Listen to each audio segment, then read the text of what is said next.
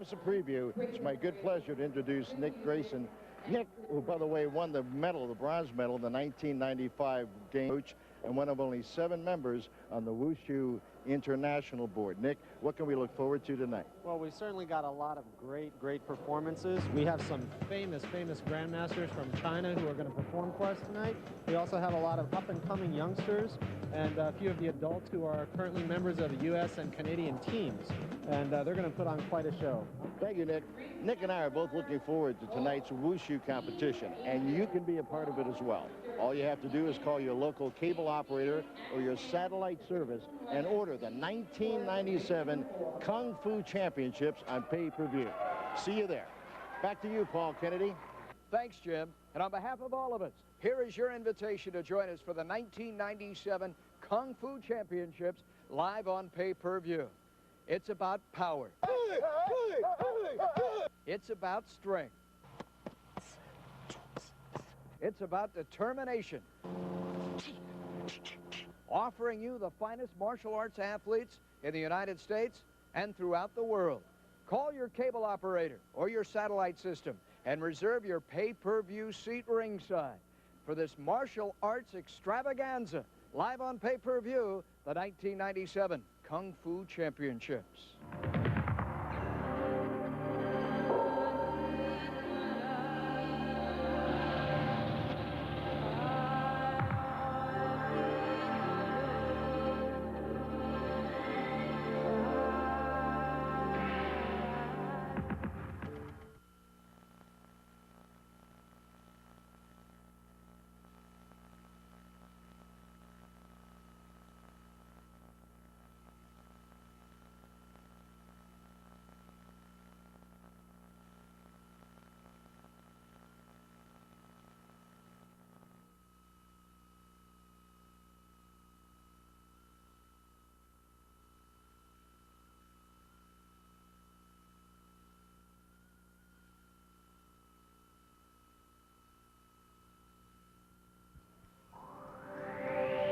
According to legend, Kung Fu was developed more than 2,000 years ago in north-central China. Through the years, its many masters studied the human body and developed hundreds of martial arts styles, many patterned after the graceful movements of animals, but all intended for self-defense. Some of these sleek martial art forms accentuated hand movements, while others focused on legs and kicking techniques. But all forms demanded the utmost discipline, grace, power, and mental concentration.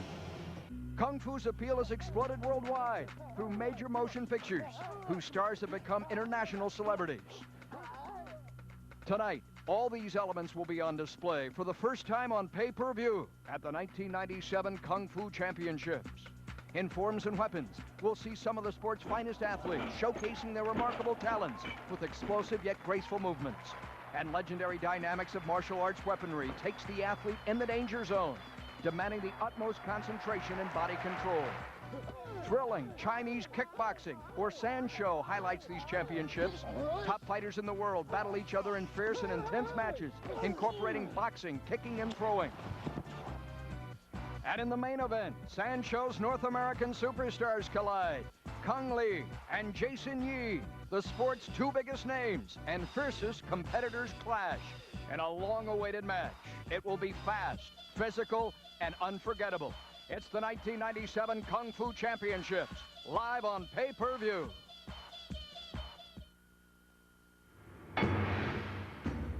The greatest martial arts athletes the world over await your arrival this evening. As they prepare, the bright lights of our sanshou arena are framed by thousands, and we begin a full evening of competition. Welcome indeed to the 1997 Kung Fu Championships.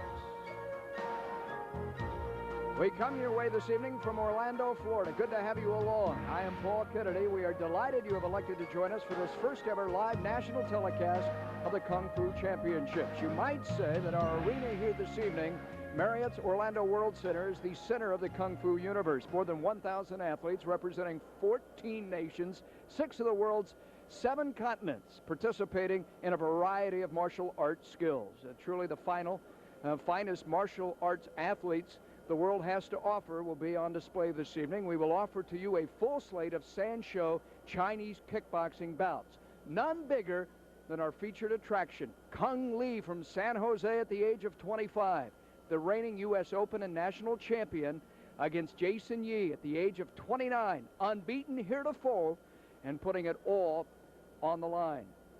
We will also offer to you forms and weaponry, and all of this, of course, we probably in the Western Hemisphere were first exposed to through Hollywood. The great matinee idols, you know the names, they were great. Jackie Chan, Jean-Claude Van Damme, Chuck Norris, my favorite, Steven Seagal, Bruce Lee, the late Bruce Lee, and Brandon Lee.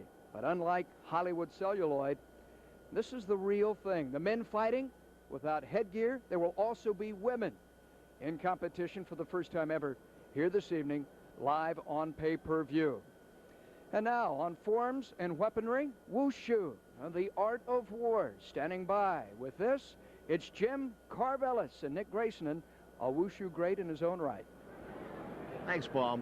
Wushu is the oldest martial arts form, 2,000 years old to be exact. You have to have strength, agility, grace, and a load of athletic ability. Well, Nick Grayson had all that ability. In fact, he's the most decorated. In fact, won more medals in this sport than any non-Chinese competitor.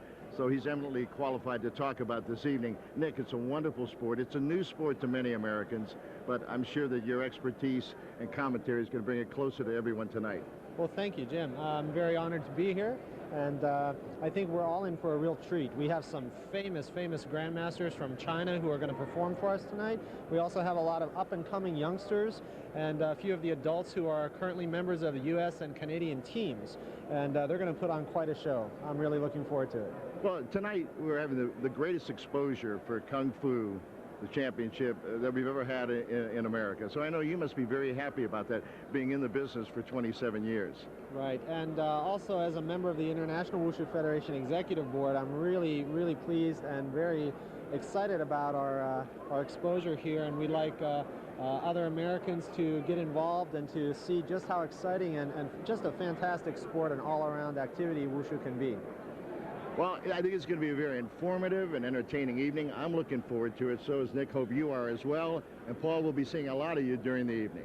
Look forward to it, Jim. So the danger in the heart of sanshou on display first this evening, a full fight card, both men's and women's bouts, and coming up, Cung Lee and Jason Yi. And much more on sanshou. Here to call the play-by-play this evening, it's Spencer Ross, surrounded by a couple of very distinguished athletes. Distinguished athletes, indeed, and expert analysts. Kung Fu, time and energy. The time expended, the energy expended to be excellent in your sport. And I have two people alongside of me who are going to provide commentary tonight. First of all, Bruce Fontaine, who co-stars with Jackie Chan in Operation Condor, a martial arts expert. Cynthia Rothrock, who has starred in over 24 movies, our latest sworn to justice, a member of the Black Belt Hall of Fame. First, Bruce, on the men's side, what can we expect to see tonight? Well, I've got to tell you, I'm really excited about being here, okay? This is the real thing, the real McCoy. You've got Chinese martial arts, kicking, striking, grappling, takedowns, throws. It's all for real, okay? Unlike the movies, this is it. The real McCoy. All right, real sanshou fighting. I'm very excited about being here. Real sanshou fighting, and on the women's side, this has got to be an exciting evening for the women. Oh, it's going to be so exciting. We have 6 amazing female athletes fighting tonight. And we have a special treat. We have an American gladiator fighting a top sanshou fighter for the first time. And another interesting factor is that we have a student of Jason Yi and a student of Cung Lee fighting. So we have another East Coast, West Coast rivalry. And the crowd really getting into it. The rules, very interesting. It's a point system. It is a point system. And for a valid kick, they're getting very excited here, I can see. For a valid kick or strike to the head or the legs, they receive 1 point. For a kick to the torso, they'll receive 2 points, okay? After that, they get 2 points for any clean kick to the torso, a kick or a strike that knocks the opponent down, or any throw that takes the opponent down without them falling. Finally, they get 3 points if they manage to throw their competitor off of the stage, okay? The platform, by the way, is 24 by 24, and there are no ropes. And there are penalties if you do things that are not allowed. Yes, there's certain areas that are legal to strike, meaning the front of the face, the front of the body, the back, the upper legs. Striking the back of the head the throat, the groin, or against the front of the knee is illegal, and they will be penalized for that. First, they will receive a caution, and 1 point will go to their opponent. Second, they will receive a warning, and 2 points will go to their opponent. Well, you make a mistake, don't do it a second time. We're getting ready for our first fight of the evening. On the men's side, we have Eduardo Fujihara from Brazil going up against a young man from Ohio, Scott Schiele. To be a top-notch world-class sanshou fighter, you must have cat-like reflexes and the determination to fight to the finish. Ohio native Scott Schiele has both of these qualities, plus one additional attribute to add to his repertoire. You want to try it out for that 97 team this July in Atlanta. I went out with the attitude that I was going to hurt somebody, and and it worked. I mean, I made the team, but it's a full contact sport. You got to get mean, you got to have an attitude. Tonight, Scott will have his hands full with Brazilian Eduardo Fujihara, who has a first-place finish at a World Championship event under his belt. Getting off to a fast start will be crucial for Scott Schiele to be successful tonight. I want to go out and get his respect right off the bat. I mean, I heard he's a good fighter, and he hits and kicks really hard, and I can do that too. And I don't want him to go in there overconfident. I want to get his respect right off the bat, and then just try and use some tactics, set him up, and go from there. We are getting ready before a packed house here in Orlando. Let's head up to our ring announcer, Mark Bira. Good evening, ladies and gentlemen, and welcome to the Marriott World Center in the Magic City of Orlando, Florida, for the 1997 Kung Fu Championships. Under the promotion of MaxNet Entertainment Group Incorporated in association with Jeff Bolt, Johnny Lee, and Max Yaffe. Tonight's bouts are under the auspices of the USA Wushu Kung Fu Federation, the President Anthony Go, Vice President Jeff Bolt. All contests are scored under a martial arts scoring system. Continuous punching is allowed. 4-second pause rule in effect. Head and chest protection not in effect. Head protection in female contest only. Your ring officials assigned by the USA WKF. Your ringside physicians are Dr. John Riddle, or correction, Ron Perdue, and Dr. John Cheng. Your timekeeper is Kim Kanaz. Your recorder is Shin Lee Ran, and the assistant to the chief referee, Chuck Stapleton. Your sitting judges at ringside are, from Gaithersburg, Maryland, Joe Dunphy; from North Beach, Maryland, Gary Utterbeck; from Austin, Texas, David Pickens; from Columbus, Ohio, Rocky Byers; and from Daphne, Alabama, Craig Strong. Your chief referee, ladies and gentlemen, from mainland China, now living in Mobile, Alabama, Sean Liu. Yeah, if you need to say something.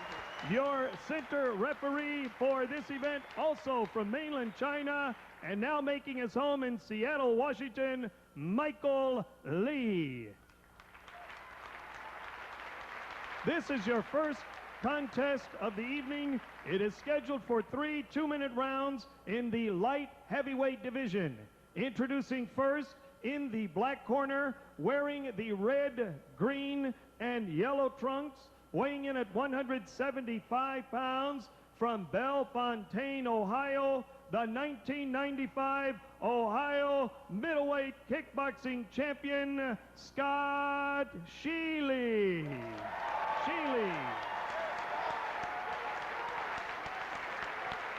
His opponent, wearing the blue trunks with gold trim, in the red corner, weighing in at 173 pounds, from Sao Paulo, Brazil, the Taiwan International Wushu Champion of the World, Eduardo Fujihara.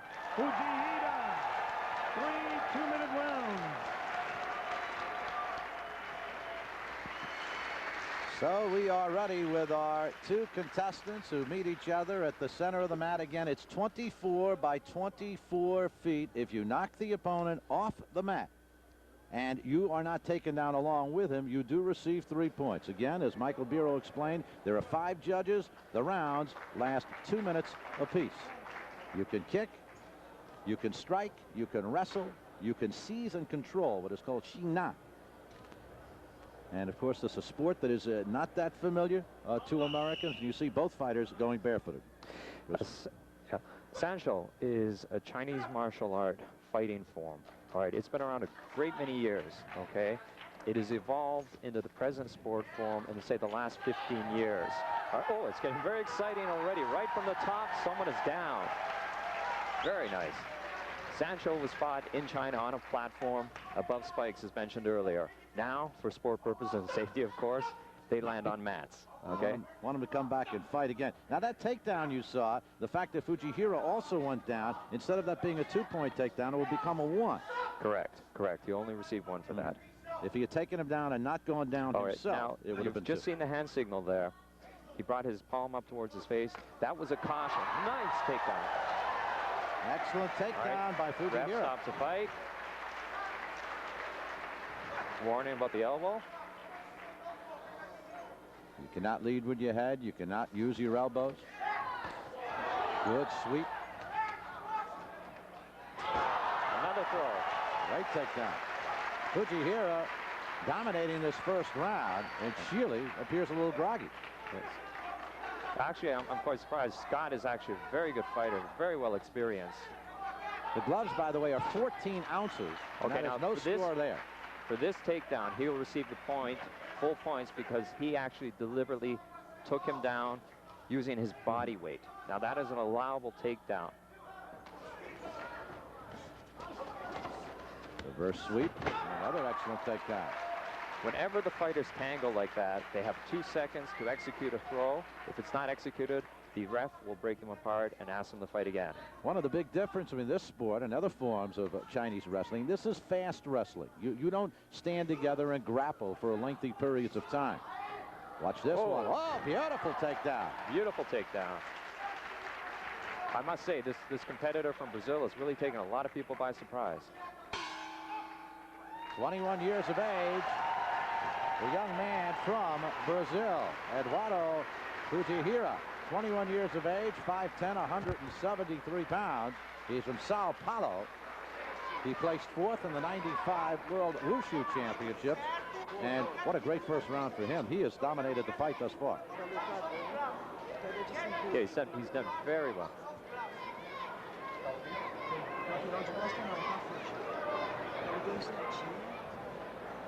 Okay, we're going to get a slow-mo playback coming here with Fujihara.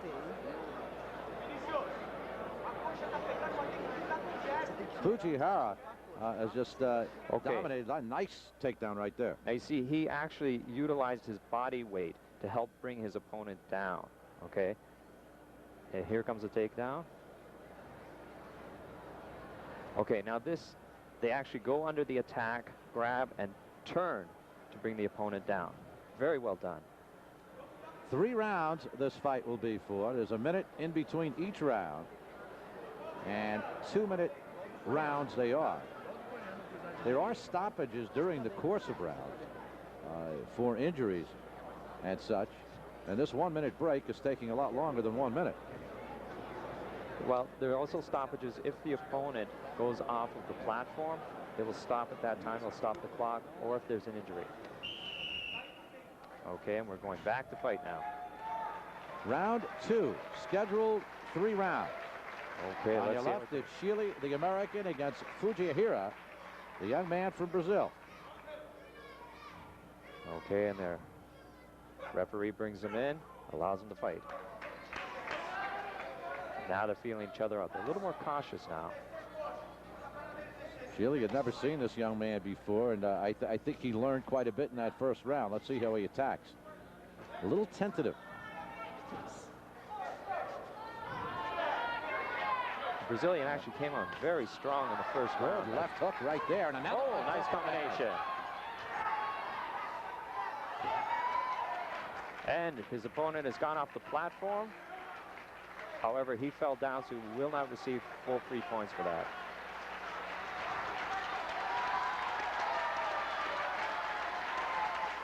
All right, they're both a little tense. Good right. Oh, and Scott comes right back. All right, now that should not be allowed. A great right cross by Schiele. Takes Fujihara down and staggers him. Very nice shot to the chin. Oh, and off. They both go off the platform. Great. Now, he won't receive full points for that, okay? But that was very well done. The crowd is really getting into this tonight.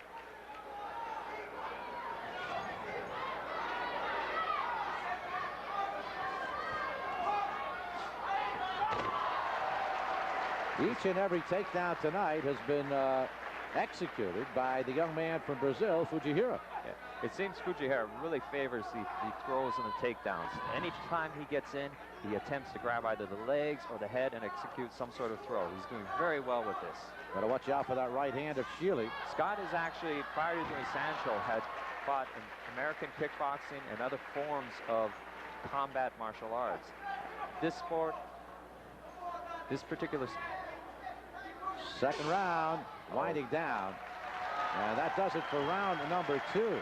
A round that again seemed to go toward Fujihara, but except for that marvelous right cross that was thrown up by Schiele that took Fujihara down and for a moment staggered him. Yeah, this second round has been a little slower than the first one, okay, but it looked as if the Brazilian opponent was staggered by the strike. However, he got back up and came on strong. Let's get into the corner of Schiele. Just sit, grab him, but lower your center of gravity down. And Schiele, who had been dominated up until this point. Here we see the knockdown. Evades. Now you can see the Brazilian actually caught him, but Schiele got him with power. Now, he's really not supposed to attack when he's down like that. I don't know what the judges are going to do in terms of penalizing him. Now, there are 5 judges. There are also 5 doctors around. So this is very, very closely monitored, not only from a point standpoint, but from a physical and health standpoint. Although this is a combat sport, these are professional athletes. They train very hard. They're very serious. They are not, however, out to kill one another. I've spoken with just about every one of these athletes prior to this event, and every one of them is just here to compete, to do their very best, and put their best foot forward. And we're into the next round. And third and final round. There's a mouthpiece. We're getting the mouthpiece. A little bit excited, ready to get started for that third round. I think he wants to win. Last time America saw a fighter forget a mouthpiece, something bad happened. Yeah, I do remember that event. It's something I think a lot of people would like to forget, but never will. Well, as I said, I spoke to each one of these gentlemen, and they're all, and the women included, they're all very good sportsmen. Very good sportsmen. I don't think we're going to see any biting of limbs. Oh, very nice. Catches leg, drops him down. Schiele got to his torso with that leg kick. Yeah, but he managed to grab his leg and take him down. He's going to get 2 points for that. Oh, caught him right in the face. Nicely done. Some great kicks by Fujihara. Nice.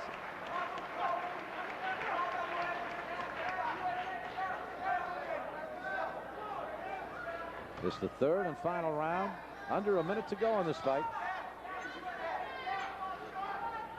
The energy expended, you say 3 rounds, that's not long. That's a long time to be in the ring. It is, you know, when you're out there exchanging blows and trying to evade the opponent's attack and then taking falls as you've seen these gentlemen take, it can really take a lot out of you. It can be very punishing.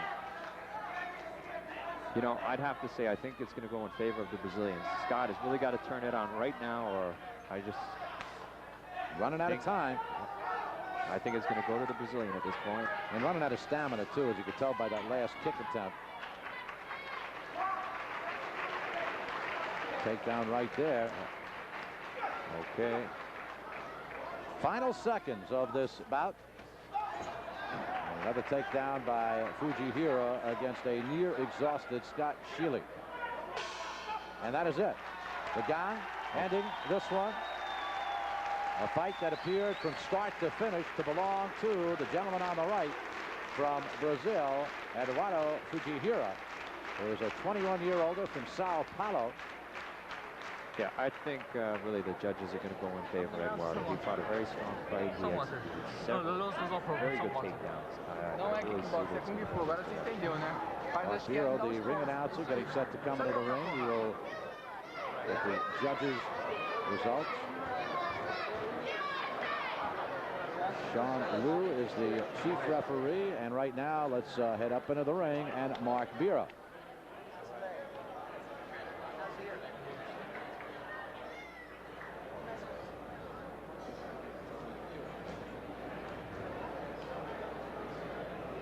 Okay, and we're just standing by waiting for the decision. Fujihara has to be confident, sitting in the corner. They'll be called out to the center of the ring. Judges ready.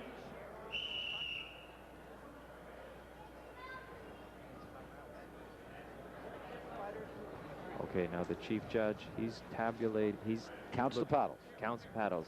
In this event, what they do is they'll hold up a colored paddle, either red or black, to signify the fighter. You can tell by the color of the glove. Declared the winner, Eduardo Fujihara. And as expected, the Brazilian has won the fight. Very well fought. So his first appearance in the United States, Eduardo Fujihara takes a decision from Scott Schiele from Ohio in our first bout of the evening. Right now, let's head back to Paul Kennedy. Thank you very much, Spence. And you probably could hear in the background there are about 30 members of his Kung Fu Club from Sao Paulo, Brazil, that have made the trip here. They will be cheering throughout the night for our first women's matches just ahead. And it also features another Brazilian, Helen Agera. At the age of 20 will be fighting. She is from Brazil against Mespa Quaresma from San Jose, who trains under Cung Lee. And it is the 25-year-old Cung Lee who faces Jason Yee from Boston. And our featured attraction, that too, a light heavyweight match this evening, both in the 170-pound range. That is coming up shortly here on our 1997 Kung Fu Championships. Now from sanshou back to forms and weapons. And with more, here's Jim and Nick.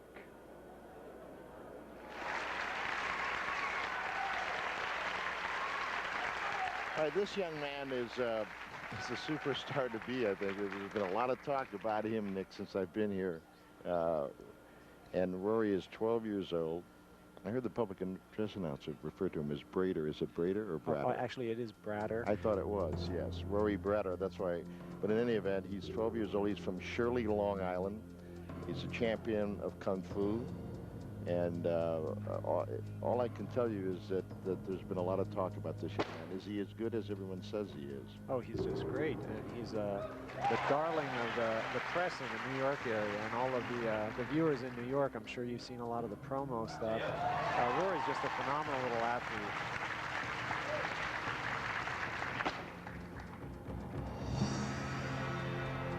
Well, he admires a couple of other phenomenal athletes. Michael Jordan and Ken Griffey Jr. are his favorites, but I have a feeling that there's going to be a lot of young people growing up in the next couple of years that will list him as their favorite.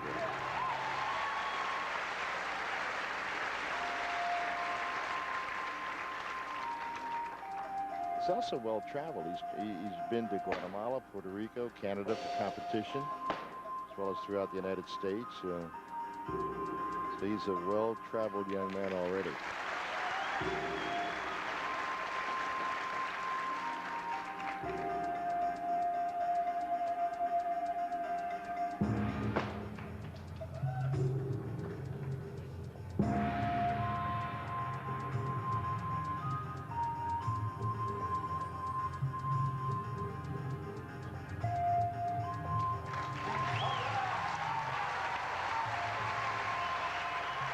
And Rory Bratter is a big hit.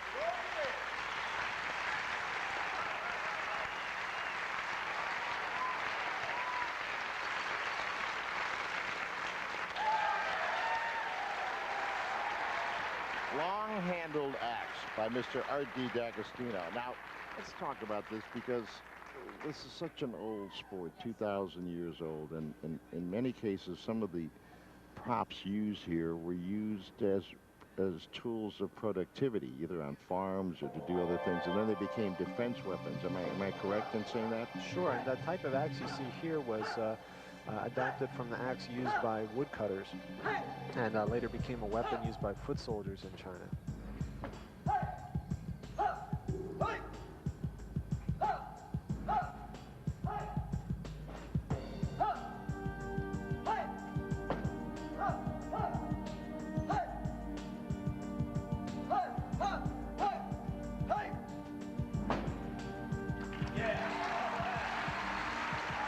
Very energetic performance. And these are tough-looking guys. Mr. Art D'Agostino, the long-handled axe. That axe blade about 15 inches wide. It weighs just over 2 pounds, and Art is right out of central casting. I think you'd agree. Well, more sanshou, and first up now, the women for the first time this evening. Let's go back to Spence.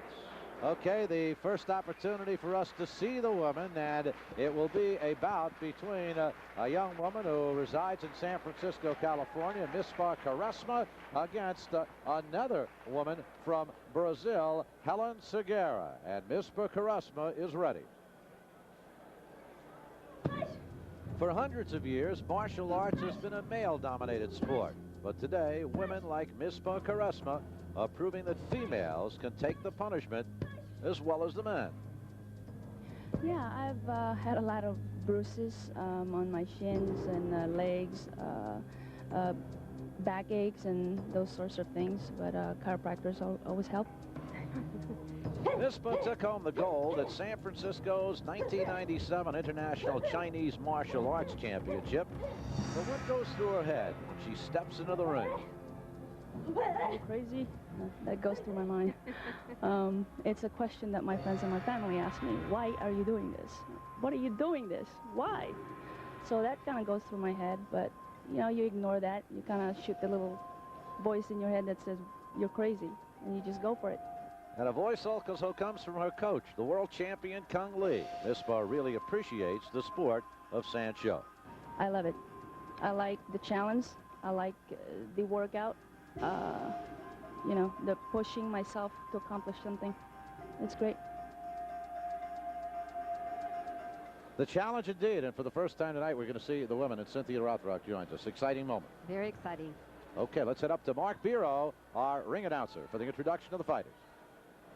Ladies and gentlemen, this is your first female contest of the evening. It is scheduled for 3 two-minute rounds.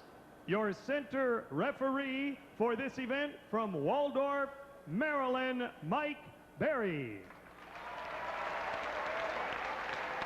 Here now are the principals first.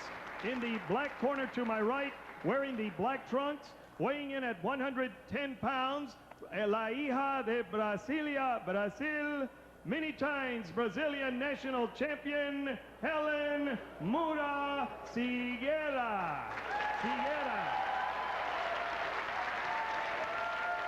Her opponent in the red corner, wearing the black trunks, red trim, weighing in at 127 pounds, now boxing out of San Francisco, California, the 1997 International Chinese Martial Arts Champion gold medalist, Mispa Quaresma.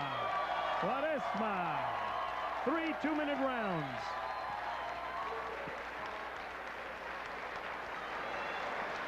Mispa Quaresma. She's from San Jose. She's coached by Cung Lee, and we're going to get an opportunity to see her go at it. And she is a good one, Cynthia.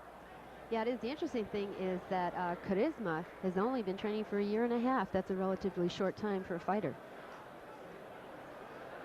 She's been training with a very talented coach, though, Cung Lee, who we're going to see in our feature event of the evening. Notice the women, of course, are wearing the protective headgear, unlike the men. But we're going to see some pretty fierce competition. And after that first fight by the Brazilian man, you have to wonder what we might see from this young woman, Agera. That's right. 2-minute rounds. It's the first of 3.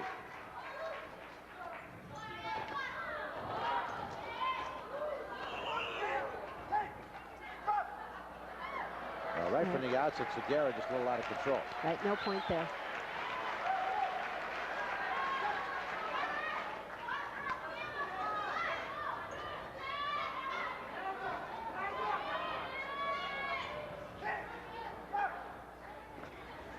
Referee Mike Barry tries to break them up. Agera, it's pretty obvious, has very little pure boxing skills.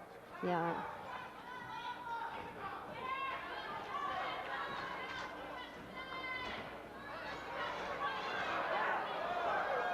A good call by referee Barry there to keep him from going off the mat. There wouldn't have been any points anyway. Both would have fallen. Right, seems like Charisma is trying to get in for those takedowns.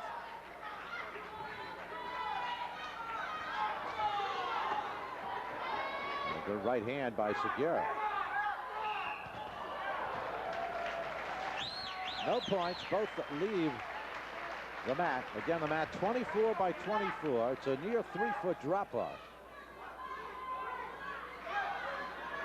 Under a minute remaining in this first of 3 rounds.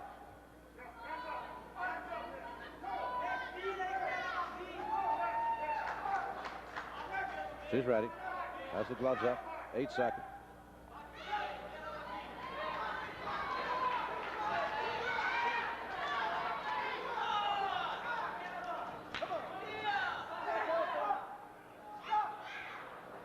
I think what we could see here thus far, we're seeing 2 fighters.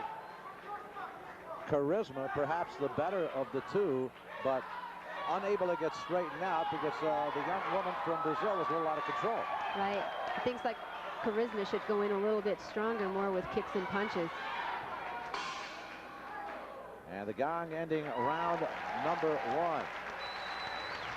We follow Miss Charisma back to her corner, 5'6", 127 pounds. When you got started in this, the idea of women competing on the boxing level in sanshou, was it something you thought of? No, actually, this is pretty new to women's sport. It's just been in the past 2 years China has introduced sanshou to women, and I've been competing. I retired in competition in 1985.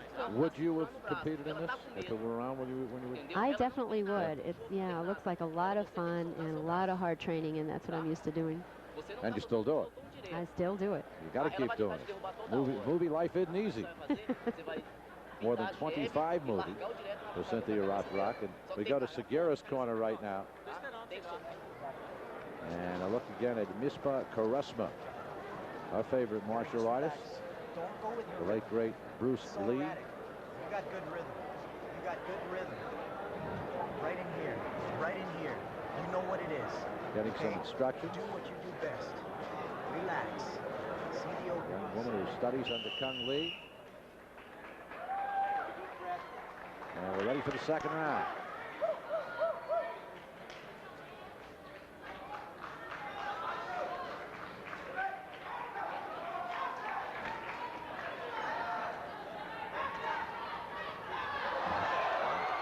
She staggered Charisma a bit.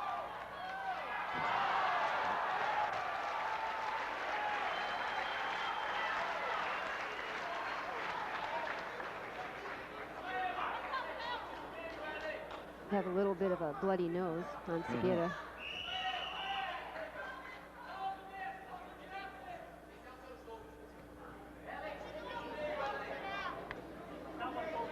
Problem with Charisma's foot gear. They'll stop the clock right here. While there are 2-minute rounds, the clock will be stopped for equipment adjustments such as this. This is the second round. Charisma from the United States on the right. Agera from Brazil on the left.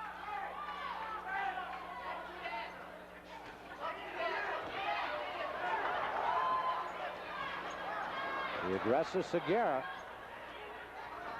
And Charisma just can't get underneath her to try and take her down.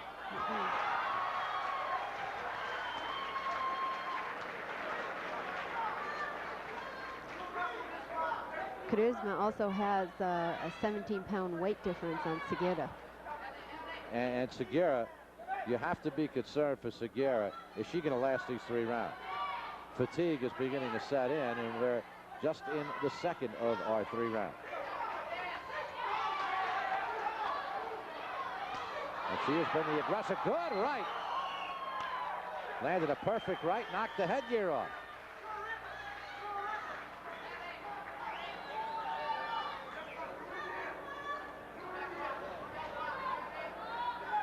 You expend so much energy when you're on the attack as Agera has been, and it seems to be taking its toll. Yeah, it's a lot harder than it looks. When you're out there fighting, your stamina goes really fast. Particularly when you're swinging and just hitting air. No points on that. Both fighters left the mat. If one leaves the mat and the other stays on, that's 3 points. But both go off, nothing. Either a shorter haircut or a different piece of headgear.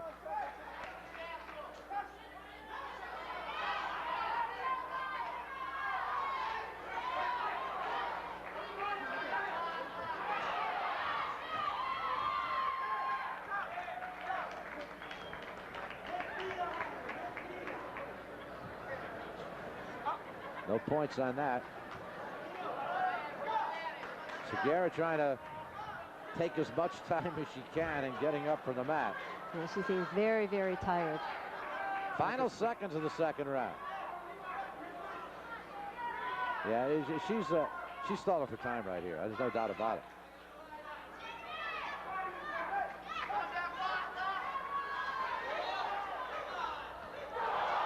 Good right to the stomach and a right to the head by Charisma as the gong sounds, ending the second round. And this for Charisma seems to have taken control of this fight. Helen Agera. She's 20 years of age. You mentioned the weight differential, which at times cannot, or might not be an advantage, but seems to be an advantage and a disadvantage for this young one. Right. It seems like that maybe Agera isn't as trained in the grappling as much as Charisma. The second round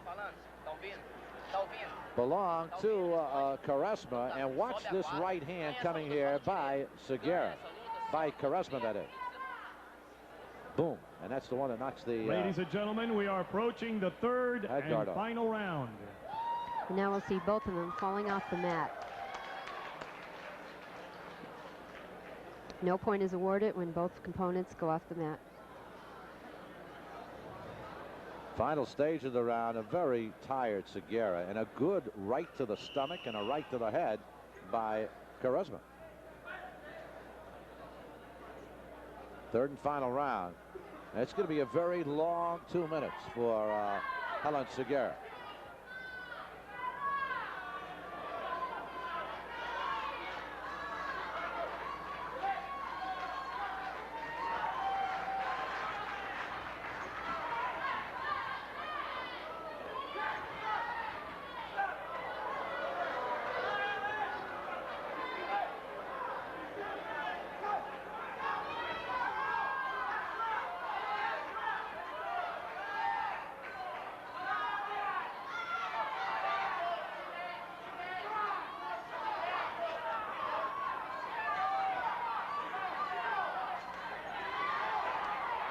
It seems like Agera, too, keeps herself open. She's not really blocking or keeping her body part closed up for Charisma's attacks.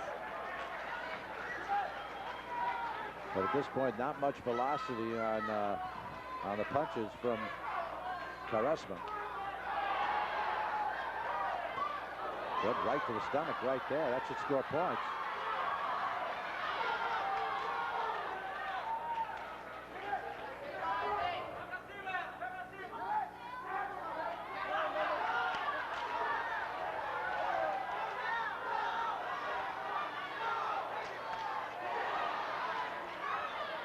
This wild swinging by Agera.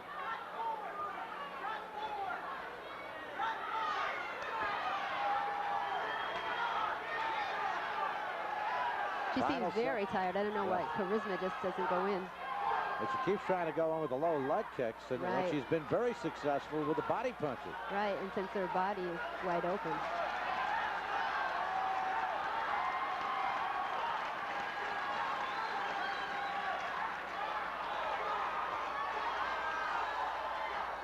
Mike Barry will break that up.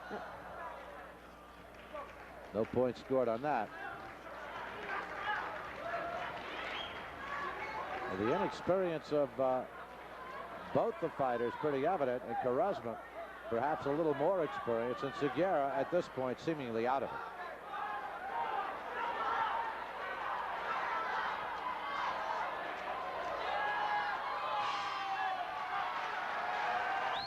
Agera.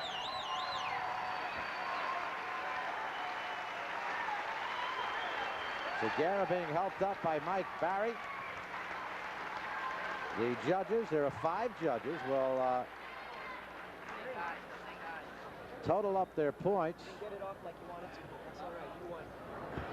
wave their paddles, and let the chief referee, the chief judge, Sean Liu of Mobile, Alabama, know.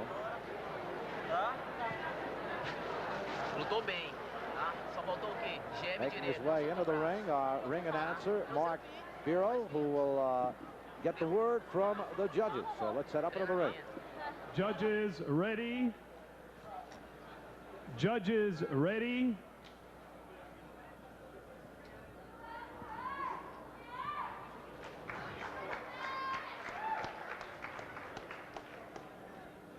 At this point, the judges are not ready. They've got to total up their points. Agera in the corner. A good effort, but perhaps not good enough.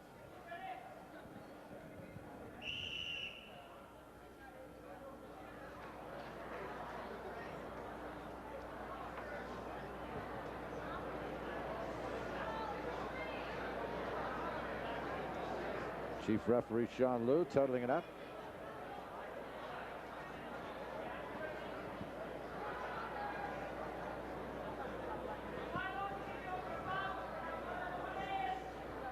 And the winner is the red corner, Mispa Quaresma.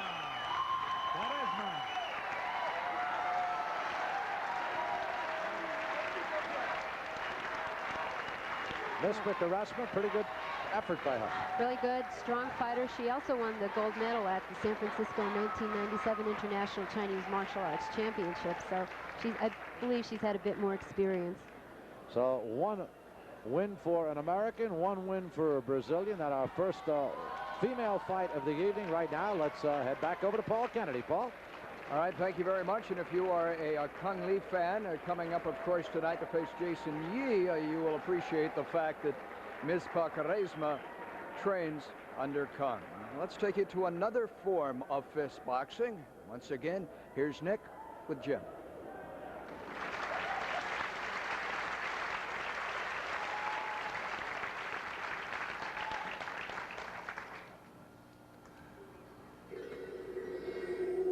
This is Wing Chun applications, Mr. Agustin Fong and Mr. Tony Frigetti. What is Wing Chun applications, Nick? Actually, you know, Wing Chun is the style that was studied by the late film star Bruce Lee in Hong Kong. So it's very famous after, of course, Bruce Lee made it so big in the movies. Wing Chun requires this type of skilled sensitivity of the hands and arms to move in and be able to control the attacker and get in and make your touch. Sifu Fong is one of the foremost authorities on Wing Chun in North America. It's really fascinating. This is the kind of training that's used by a lot of professional football teams now. Their linemen need to know how to use their hands in this way. Although they may not throw the guy down and kick him, at least that would be legal. a penalty. But I can understand the correlation there. Wing Chun also uses its legs. Sifu Fong's demonstrating a few of the leg work takedowns.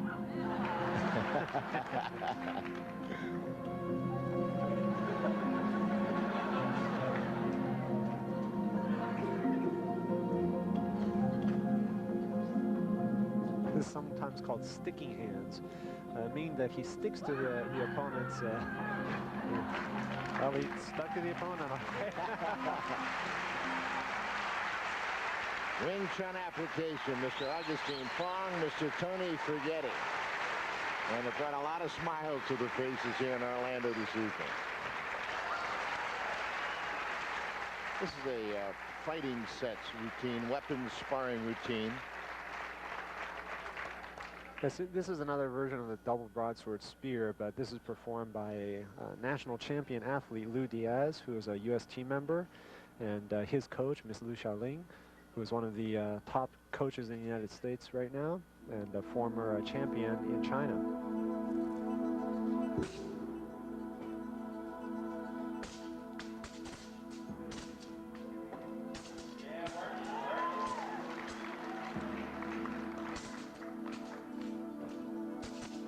Nick, two things I've noticed about these athletes. There's a tremendous foot speed, great quickness with their feet, and also great balance. Oh, yeah. Well, we use the feet to set up all of the other movements that are going to be done.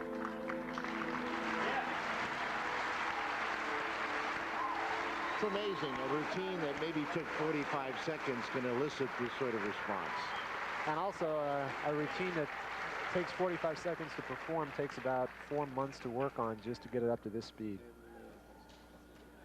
Now the duel between those two 32-inch swords against about a 5-foot spear. Intriguing martial arts. Intriguing sanshou continues this evening live throughout the United States on pay-per-view. Let's go back to Ron, Cynthia, and Spence Ross.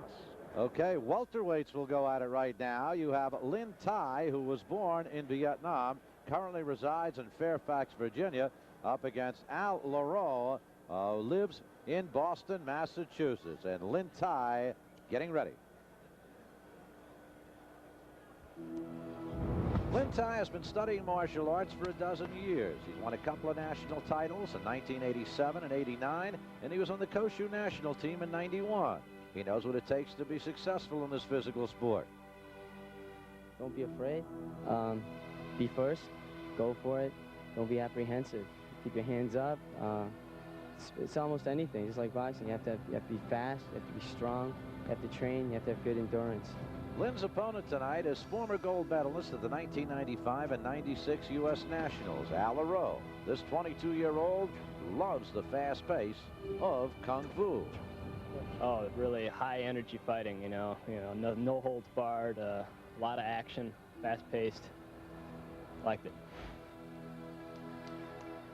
Laurel set to go against Lint. Bruce Fontaine joins us once again, and let's head up into the ring, and ring announcer Mark Barrow. Ladies and gentlemen, this contest is scheduled for 3 2-minute rounds in the junior middleweight division. Your center referee for this event is Michael Lee. Introducing the principals. First, in the black corner, wearing the black trunks, weighing in at 155 pounds. He hails from Vietnam, but now makes his home in Fairfax, Virginia, the 2-time national Bando champion, Lint.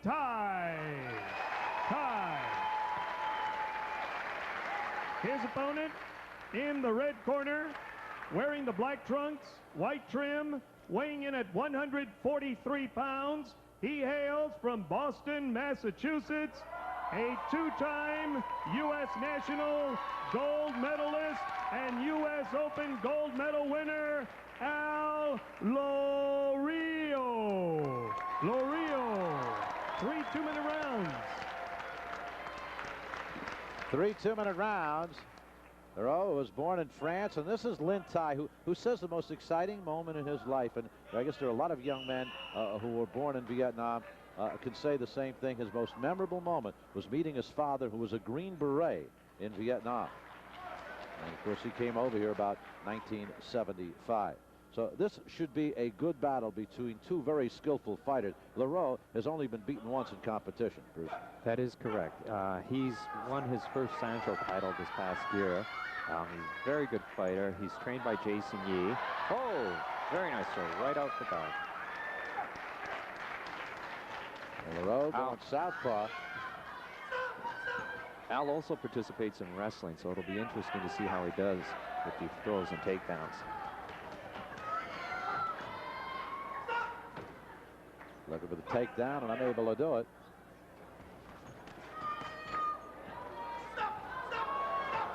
And a good takedown right there by Laurel.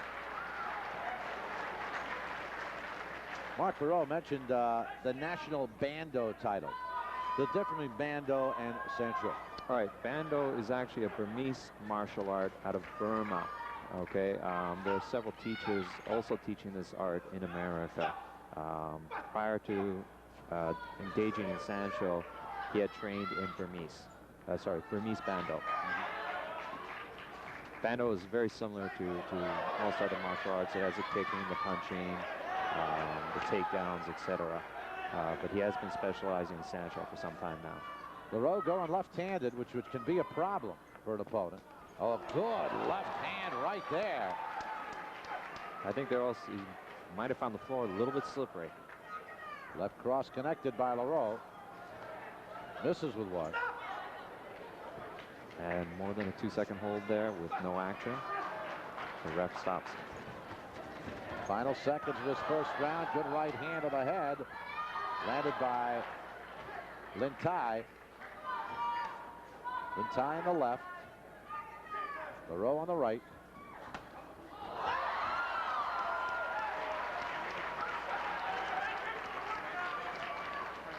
One point on that. And there is the gong for round one. Again, when we say 1 point on certain takedowns and certain things that take place, like many sports, there is a subjectivity involved. You got 5 judges here. Not every judge might have seen that the same way. Yes, the judges will tabulate their scores based on their view, okay? Anyways, the judges, okay, and here we are. We have a nice kick coming in. He grabs the leg, lifts him up. Nice throw.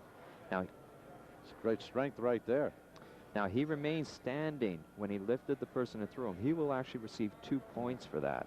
If he were to lift him and fall himself, he only, oh, nice punch there shown in slow motion. Good left hand.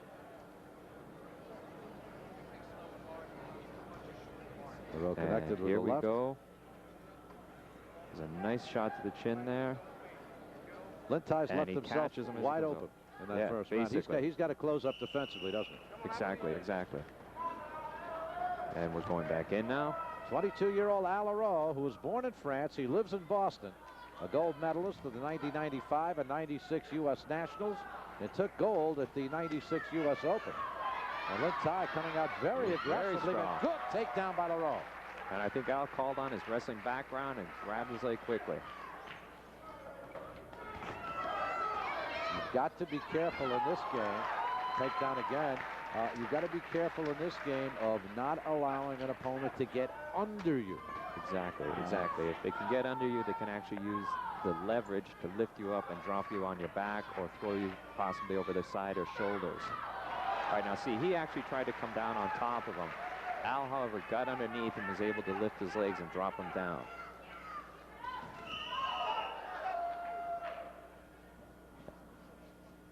There was a call by the chief referee.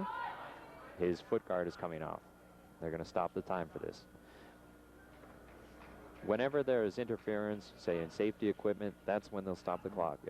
If one of the opponents goes off the platform, they'll stop the clock. If there is any kind of serious injury, the referee may ask them to stop, and they'll stop the clock. And like in all forms of combat in a ring, there are times certain people will let certain pieces of equipment go awry to try and just get themselves a little more time.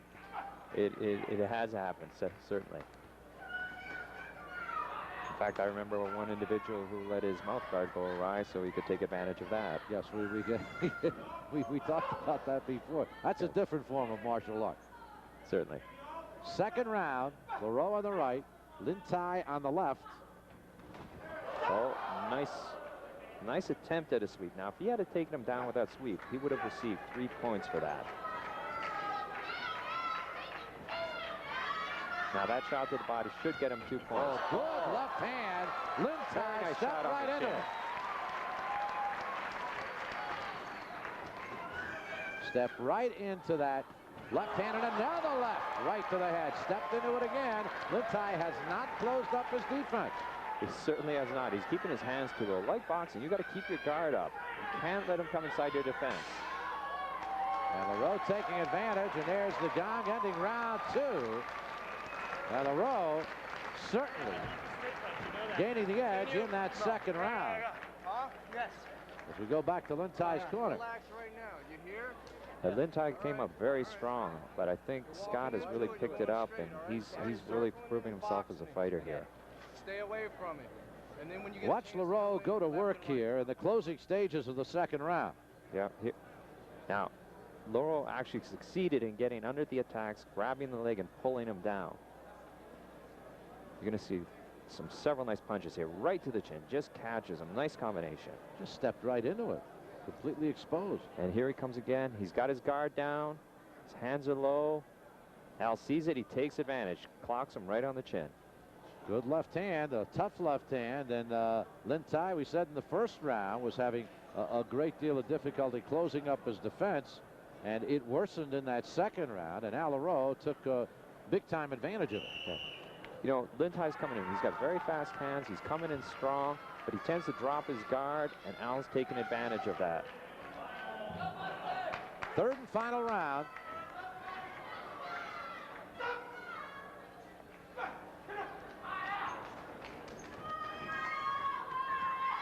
Nice little combination of flurry there. I think these two men are hungry. The gloves, by the way, are 14-ounce gloves. That is correct. Again, they're going to stop the clock while they get the safety equipment back on. If these were 8 or 10-ounce gloves, a couple of those left hands by Laurel in the second round might have ended this fight. Could have done some serious damage, certainly. These 14-ounce gloves do take a little bit of the impact out. Nevertheless, it still stings when you get hit by one of these, trust me. Third and final round. Laurel facing the camera has had the advantage. Okay, Lint going on the attack. They're going in there, but nothing has been really landing clean. I don't think they would get any points. That kick will give him 2 points. Oh, nice. There was a clean shot there. They're a little more cautious in this third round. Lint still keeping his guard down. No points scored on that.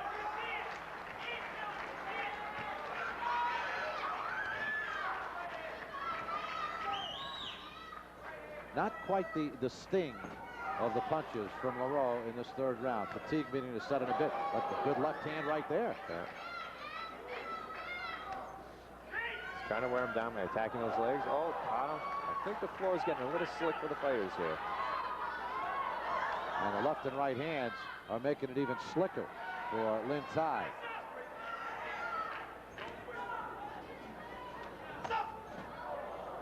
the ref is calling the stop. They clinched too long. If they clinch more than 2 seconds without any action, the ref will call. He's, again, calling a stop. The cross of the hands there means for them to stop, have them go back to a neutral position. This is the final seconds of this third and final round of our third bout of the evening. And they're down to the final 10 seconds.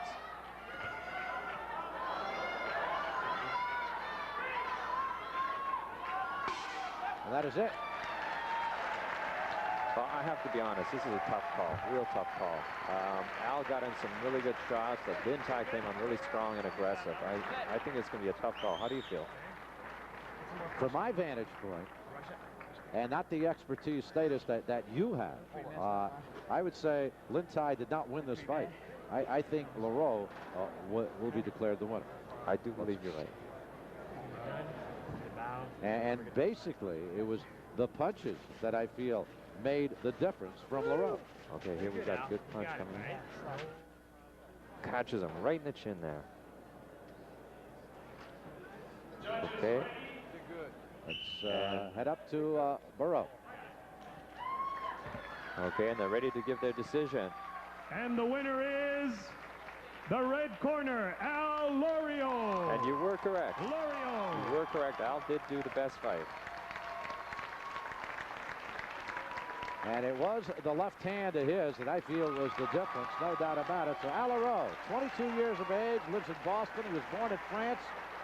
A gold medalist at the 1996 U.S. Open with the victory. And let's get back over to Paul Kennedy. Paul? So Al wins the junior welterweight or junior middleweight bout there, just ahead a cruiser weight in its classification. Another men's bout on the horizon here in our sanshou competition. And as we await that bout, let's take you to our other venue for forms and weaponry. How about chains with darts on the end of them?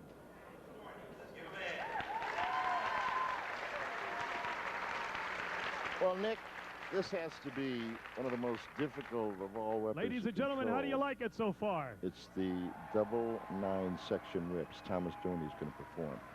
Right, Thomas is a longtime student of mine. As I told you from the outset, Boston at age 9. He's now 24, has made a trip to China for training, and has been a U.S. national team member. And this kind of routine, now that he lets the chains out, really requires a lot of dexterity and body control.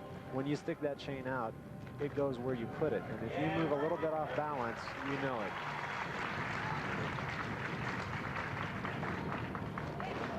We've noticed a lot of people from Boston. We talked about California and producing a lot of talent, but it seems that New England's also doing the same. Oh, yeah, we've got a lot of good Kung Fu on the East Coast now. Boston, New York, Pennsylvania, in addition to California and Texas and Florida. We've got a lot of people coming up.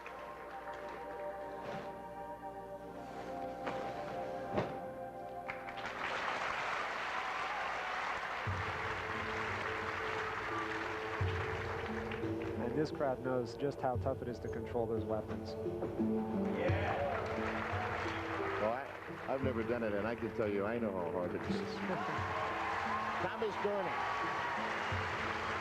Wonderful athletic performance in double 9 section whips.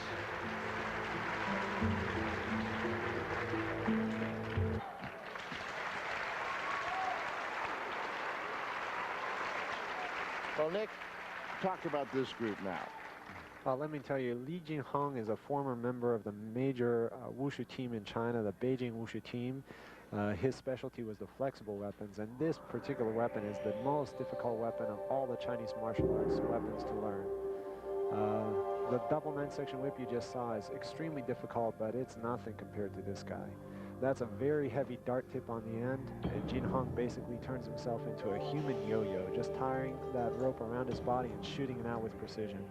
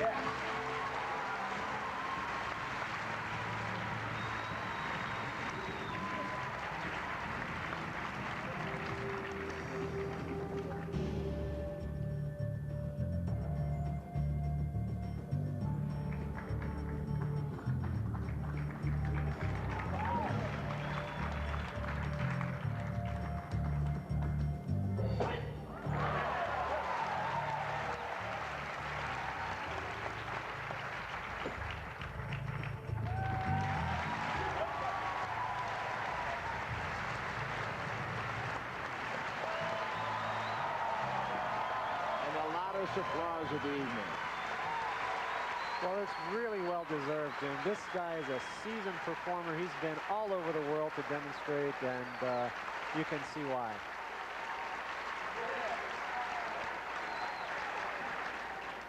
Legend has it the rope dart, and the rope is 18 feet long with a 3-inch dart at the end of it, had its origins when Chinese dock workers used to wait for the ships to come in, and they would do this to break the boredom until the general of the emperor saw them and went to His Majesty and said, these have value as weapons, the rope dart. All right, back to the sanshou arena. And once again, here is Bruce along with Spence and a cruiserweight bout. Marvin Perry set to go against John Estioko in our 4th fight of the evening. Estioko, who lives in San Jose and trains with Cung Lee, is a champion.